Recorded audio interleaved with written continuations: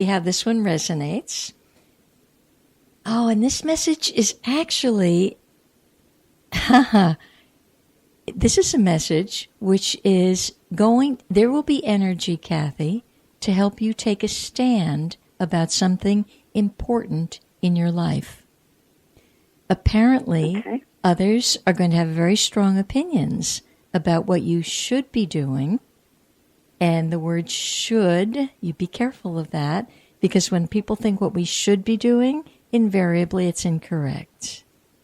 So what you should be doing or how you should be doing it, the only person who knows that is you. And you will be given the strength to stand up when others are interfering. So apparently you're going to get some interference in your life shortly. I would bet you between now and February. And as they interfere, there really is a law, non-interference. It's a spiritual law. So this is actually called a dragon energy that's going to come forth to help you stand firm for what not only you believe is right, but for you standing firm inside yourself. So you may not have to say much, although it does seem that there will be a little dragon fire, perhaps breathed on your part to get your point across. And I'm to tell you not to worry. It will be okay, even if the dragon fire has to be fired up, because you're stepping apparently into a vortex where the most important thing is that you claim your power and your right, your divine right, really, to live your life as you know that is best for you. Most of us, we can be easily swayed by what we think someone else believes is best for us. Invariably, it's not correct. So, well, this kind of a couple of things that I've been thinking about. This sort of resonates with. So, to be continued then. Yeah. Interesting. Okay. So thank you. I'm glad. I will remember that when I'm. Yeah, that's kind of a part two to whatever they're going to be saying whenever you open your card. I know, absolutely, and I'm also very much looking forward because, I very much enjoy gifting myself in the new year, in the beginning of the year, a consultation. So, I'm very excited that you are offering all these things, and I'm actually really excited to go back on your website and see your new book. So thank you. I'm very happy that I get to be with you, even though you're not here in New Jersey, in that way with us anymore very often. I love that we get to, be part of what you're doing and hear you on the radio every week. So thank you, and have a really good holiday. Thank you. You too, Kathy, and much love to you and the tribe. Thank you so much. Love you. Bye. Bye. Now, here was a brave soul, and I know that it's difficult when you're not used to calling in, but there really was an important message for Kathy. And perhaps today you will be brave enough to think, maybe I could just have a little message. You don't have to say much. You could just call in and go, message, please. That's all we need. And if you want to do that, it's 321. This is the number to call, 321-806-3159. So in the meantime, between now and when you're calling in, I'm going to just keep giving you information about the cosmic calendar right now. But when you're ready, give a call. So tomorrow is the darkest and the shortest day, which is why everyone is encouraged to conserve their energy, reflect, and rest. But the Chinese actually, in their system, and it's a very ancient system, and I've really cultivated a great respect for the system. I guess perhaps it simply lasted so long, and it's so filled with valuable information. So what they say about today is today actually has a name to it, and it's L-I-R-I. I would think it's pronounced Leary, at least in our culture.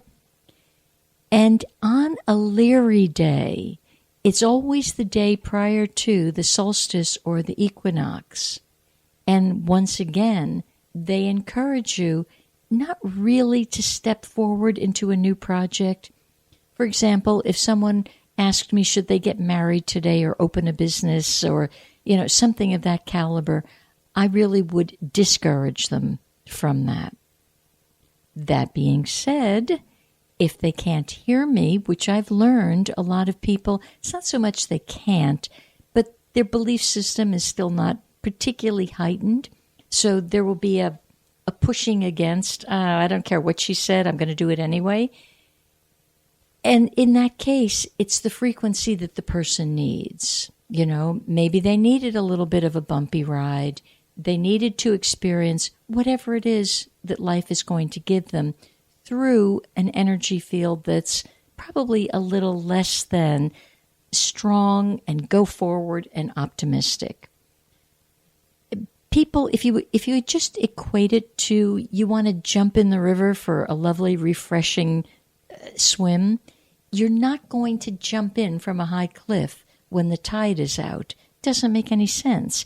Not only will you get hurt, possibly you could get killed. Well, that's really the readout of energy with all the different disciplines that I do. It's trying to discern what's the greatest float of energy. Birds use it. They actually float on a current. If we could kind of go back into nature and look at the animal kingdom, they know when to pounce intuitively, instinctively. And we've lost it. It's fast going downhill because we're too plugged in electronically. So the more electronics are in your life and ruling your life, the more challenging it is to pay attention to the flow of energy so that you're actually in the perfect timing for whatever it is you want. So with this winter solstice, many cultures actually do a lot of rituals to honor this kind of day. And if that's your cup of tea, have a great time at it. Because it's believed that there are portals which open tomorrow. Quite frankly, I believe you are a portal, and as you learn to just recognize your own portability, if you will, you're in the flow at all times. So taking advantage of this almost becomes a moot point after a while. But if it's yours to do right now, if this helps your heart expand, if it helps you stay calm, again, do your thing, because that's right for you at this time. So the idea tomorrow is be relaxed, meditate if you want to, set some intentions if you feel like it. It's a good intention-setting day. And kind of connect with the chakras. Some teachers tell you that they shut down. I kind of doubt that. I don't know that you can actually shut a chakra down. It doesn't make sense to me intellectually. How can we dare suppose we could tamper with a system of energy? I mean, maybe when you die, I guess I'm not even sure it shuts down when you die, quite frankly, because you take yourself with you. If you go to California, you take yourself with you. When your body lightens up, you take yourself with you. So it's up to you. There's many, many rituals on the internet right now that you could have a good time with for tomorrow. All you have to do is Google winter solstice, and you will get a whole host of different ideas. And people have solstice parties. If that's your thing, go for it. Whatever you want, it's okay. Today, interestingly, the 20th, whenever you see a 20, the 10, the 20, the 30, there's always an influx of light on any of those kinds of days. In the galactic calendar today, there is actually a galactic activation portal, which is very accessible. And this accessibility actually has to do with bridging world peace. It's a world peace kind of day, but don't go looking for world peace if you have not found it in yourself, because actually there's nothing outside of you. So find it first there, but it is a powerful activation portal. I love the portals. I love all portals, just because it feels expansive to me. So there's opportunity today for expansion. Oddly, you see, here's almost a paradox. One side of the coin is saying, conserve your energy, and the other is, oh, but there's opportunity, and there's equalization. And the opportunity for today actually is about revelation. What's your body saying to you today? You know, if you have a little pain or a boo-boo, what's it saying? And if you'll listen, really listen, you can actually get into what they call more of an organic balance between life and death. Because that too is one and the same thing. Death is the process of life. So it's a day for a sense of inner balance, a sense of the inevitability of conclusions. Conclusions and loss seem to humble all of us. So it's a conclusion, but it's a birthing almost simultaneously, which is what a 0, a 10, a 20, a 30 does. It makes the spirit more aware of there's the beginning of a cycle and the end of a cycle, and the opportunity that speaks of actually learning to go beyond your physical body.